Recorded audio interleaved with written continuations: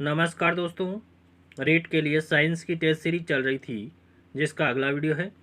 देखिए आज के वीडियो का पहला प्रश्न, धातुओं में प्राकृतिक चमक होती है, इसका कारण है। तो मुक्त इलेक्ट्रॉन के दबाव के कारण प्रकाश का परावर्तन, इस घटना के कारण धातुओं में चमक पाई जाती है। अगला प्रश्न देखिए, चमगादड़ों द्वारा परागण कहलाता है। तो चिरेप्टरोफिली कहलाता है। चमगादड़ के द्वारा परागण क्या कहलाता है? चिरेप्टरोफिली कहलाता है। खाद्य श्रृंखला से अभिप्राय है, इनमें से किसके द्वारा ऊर्जा अंतरण? तो एक जीव से दूसरे की ओर। खाद्य श्रृंखला से अभिप्राय है कि ऊर्जा का स्थानांतरण एक जीव से दूसरे जीव की ओर होना चाहिए। अगले प्रश्न की बात कर लेते हैं।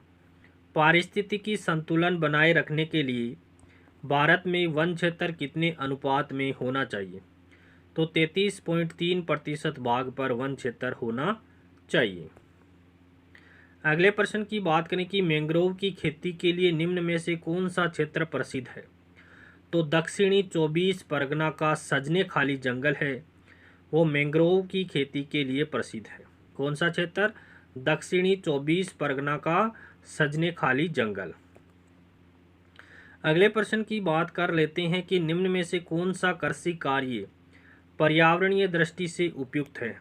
तो कार्बनिक कृषि है, वो पर्यावरण की दृष्टि से उपयुक्त मानी जाती है। अगले प्रश्न की बात करें कि एपीफाइटिस बहुत अधिक विकसित होते हैं, वह ऐसे पौधे होते हैं जो अन्य पौधों पर निर्भर करते हैं, तो यांत्रिक मदद के लिए निर्भर करते हैं। अगले प्रश्न की बात कर लेते हैं कि पादपालय एक सुविधा है जिससे क्या होता है? नियंत्रित दशाओं में पादपों का उगना संभव हो जाता है। पादपालय या फाइटोट्रॉन एक सुविधा है जिसमें नियंत्रित दशाओं में पादपों का उगना संभव हो जाता है। अगले प्रश्न की बात करें कि सौर ऊर्जा का सबसे बड़ा यौगिकीकरण कौन है? तो हरे पौधे हैं। नेक्स्ट प्रश्न देखते हैं, हाइड्रोपोनिक्स संबंधित है, तो मिट्टी के बिना पौधे की वृद्धि से संबंधित है। अगला प्रश्न देखते हैं, मृदा अपरदन को रोका जा सकता है, तो वनारोपण के द्वारा रोका जा सकता है। अगले प्रश्न की बात करें कि किसी परितंत्र में सबसे बड़ी संख्या होती है, तो प्राथमिक उत्पादकों की होती है। अगले प्रश्न की बात करें कि स्व पारिस्थितिकी का अभिप्राय है। स्व पारिस्थितिकी का अभिप्राय है व्यक्तिगत जीवधारी का पारिस्थितिकी अध्ययन। स्व पारिस्थितिकी से क्या अभिप्राय है? व्यक्तिगत जीवधारी का पारिस्थितिकी अध्ययन।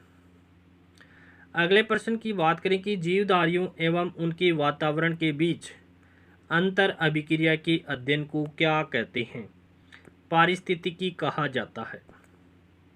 अगले प्रश्न की बात करें कि पारिस्थितिकी इकोलॉजी शब्द को सर्वप्रथम प्रतिपादित करने का श्रेय किसको जाता है? तो रिटर को दिया जाता है। पारिस्थितिकी यानी इकोलॉजी शब्द को सर्वप्रथम प्रतिपादित करने का श्रेय किसे दिया जाता है?